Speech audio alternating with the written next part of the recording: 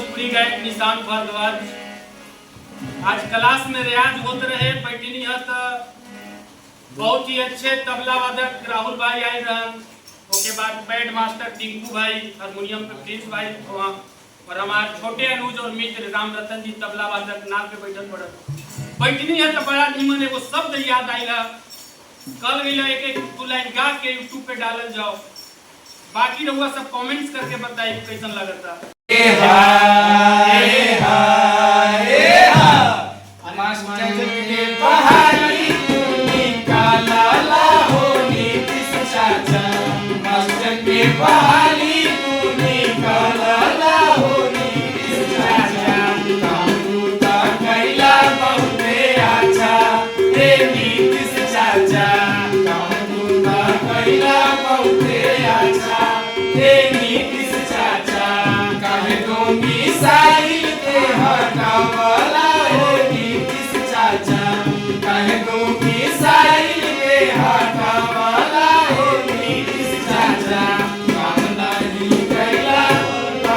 चाचा